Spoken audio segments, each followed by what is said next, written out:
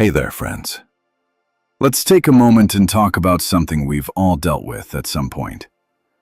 Whether in school, at work, in our families, or even in our so-called friend circles. It's that feeling when you find out that someone has been talking about you. Not to you, but about you. Behind your back. It's called gossip, and it has a way of cutting deep. It's subtle, but sharp. It makes you pause and ask, wait, what else have they said? It makes you wonder if you can truly trust the people around you. It can shake your confidence, cloud your peace, and push you into overthinking. And the hardest part? A lot of the time, we pretend we're unbothered. We laugh it off, shrug it off, pretend we didn't hear it. We say things like, I don't care what people think. But deep down, if we're being honest, it does get to us. Because gossip isn't just words. It's betrayal disguised as conversation. If this resonated with you, share it with someone who needs to hear it today. Don't forget to like and subscribe. Turn on notifications so you never miss an update. And remember, don't get bitter. Get better. Your peace is your power. But here's what I need you to remember. When someone talks behind your back, it reveals far more about their character than it ever does about yours. Their need to tear you down says more about their own insecurity than your worth. And that's what today's video is about. We're not here to play games. We're not here for petty clapbacks or, let me tell you what I said, drama.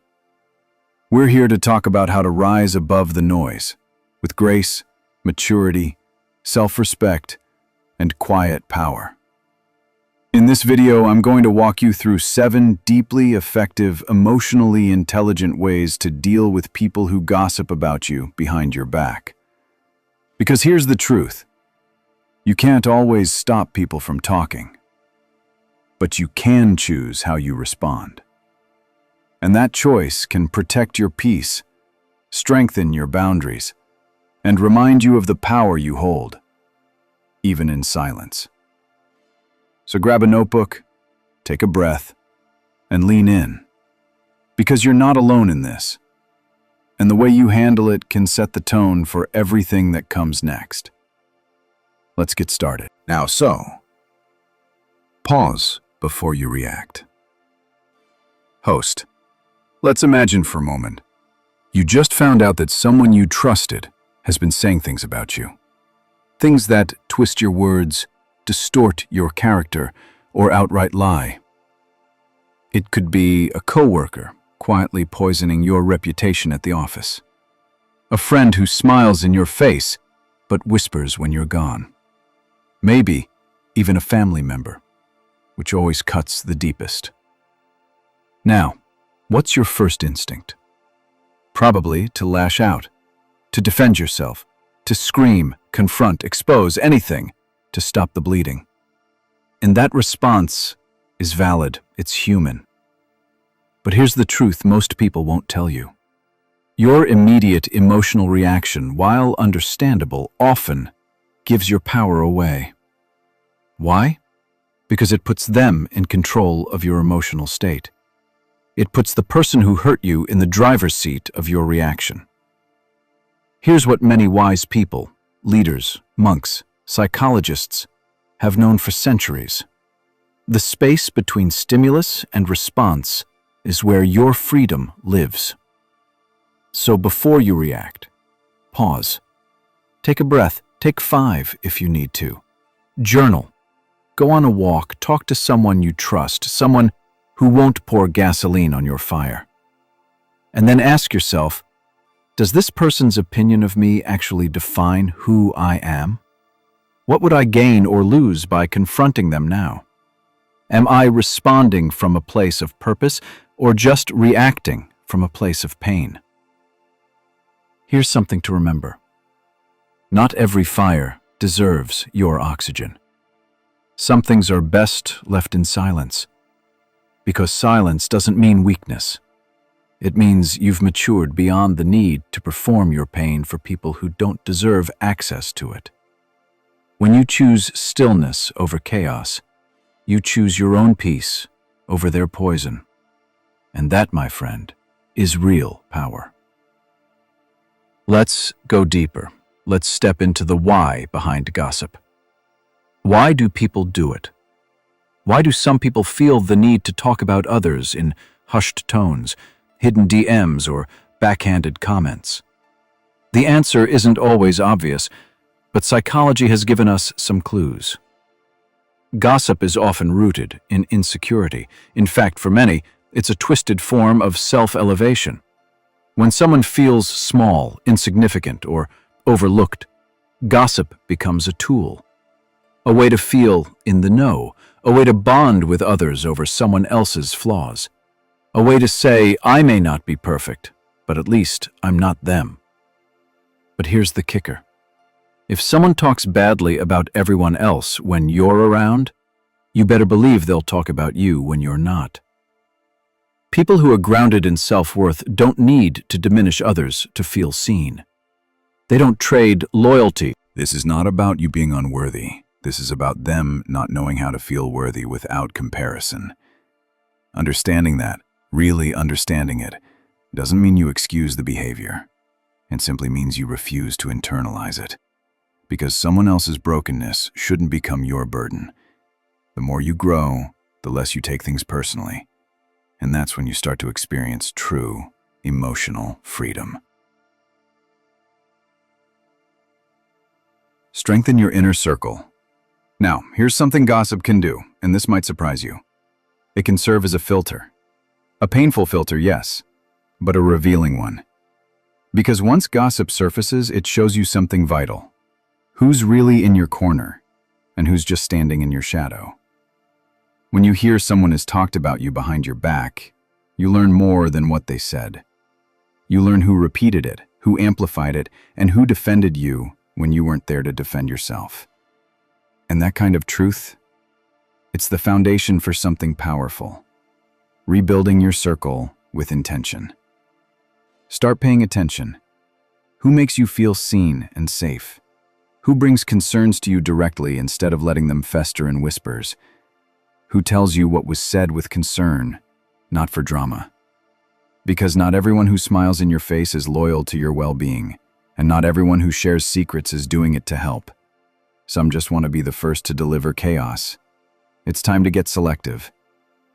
As the philosopher Epictetus once said, the key is to keep company only with people who uplift you, whose presence calls forth your best. You don't need 100 people in your circle. You need a few solid ones who won't flinch in your absence, who protect your name when it's not trendy to do so. And the rest? Let them fall away. Let gossip expose what you needed to see, not because you wanted drama, but because you're committed to peace. Protect your space, because when your circle is rooted in authenticity and respect, gossip has nowhere to grow. Confront if necessary, but with wisdom, not ego. Let's be real. There comes a point when the whispers stop being background noise and start becoming loud enough to impact your peace or your reputation. Maybe someone twisted your words. Maybe they made up an outright lie. Or maybe it's the subtle kind. Half-truths, sarcasm, little digs behind your back that slowly poison how others see you. And in those moments, you might reach a crossroads. Do I stay silent, or do I speak up? Let's be clear, you're allowed to speak up. Silence is powerful, but it's not the answer for everything. Sometimes silence protects your peace. Other times, silence protects theirs, while your integrity quietly bleeds in the background. So what then? Well, when confrontation becomes necessary, here's one of the most important principles to remember. Don't confront to destroy. Confront to clarify. Some people will deny it. Some will gaslight you. Some will twist the narrative. And others will throw someone else under the bus to save face. And when that happens, it's disappointing, yes. But it's not your loss. It's just confirmation that you made the right call in protecting your space. Remember, you're not confronting them to fix who they are. You're confronting them to reaffirm who you are.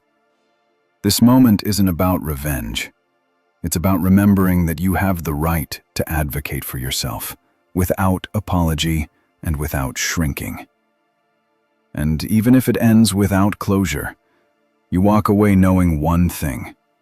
You handled it with clarity, courage, and class. And that's something nobody can take away from you. Reinforce your boundaries without shame, guilt, or performance.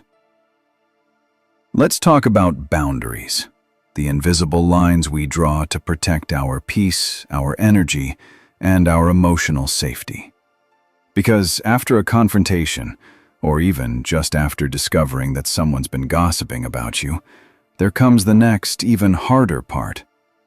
Deciding what kind of access that person still gets to have in your life. You see, most people think boundaries are mean. They think if you create distance, you're bitter. If you stop engaging, you're cold. If you move differently, you're being dramatic. But none of that is true. Boundaries aren't punishment. They are protection. They're the highest form of self-respect. They say, I love myself enough to not keep putting myself in spaces that cause me harm. Here's the problem, though. Many of us were raised to be likable, agreeable, accommodating, especially to people who hurt us. We were taught that forgiveness means reaccess, that maturity means moving on like nothing happened. But let me offer you something different. Forgiveness is internal. Boundaries are external. And you can forgive someone 100 times in your heart and still choose to never let them close again. So how do you reinforce boundaries in the aftermath of gossip? Recalibrate. Don't just react. After betrayal, you don't need to burn bridges, but you do need to rebuild the bridge differently.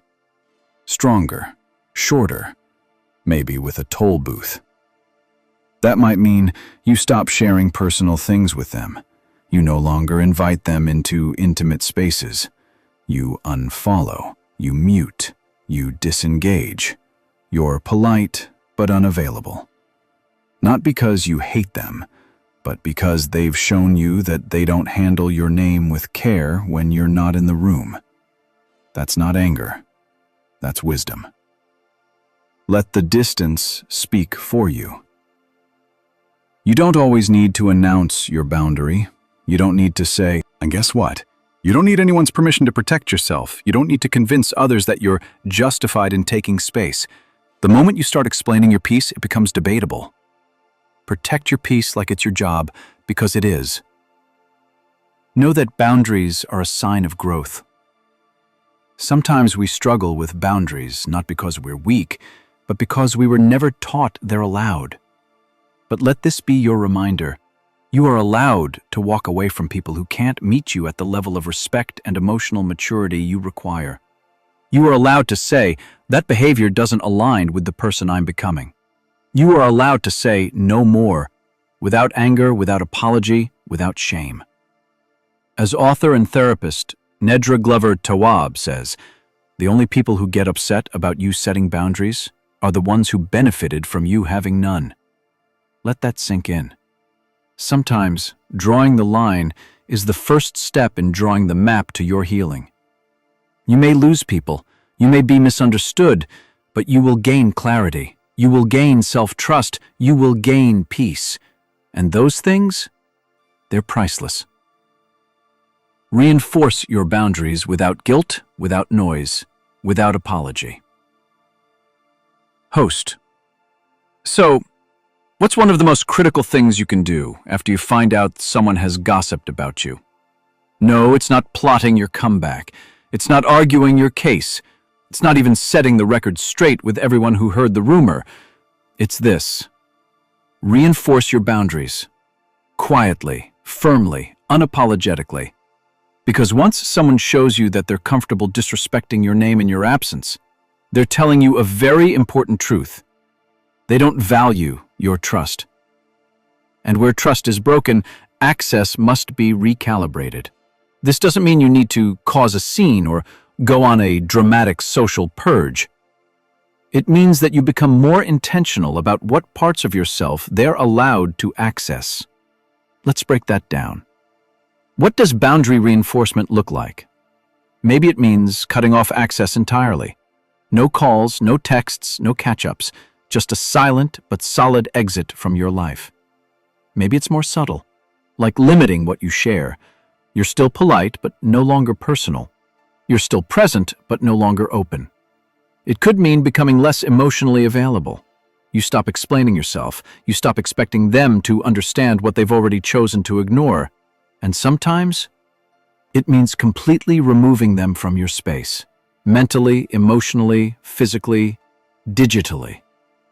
You don't do this because you're bitter. You do it because your peace is no longer up for debate.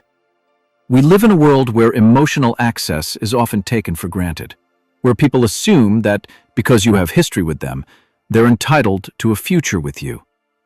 But here's the truth. You don't owe anyone closeness just because of shared history.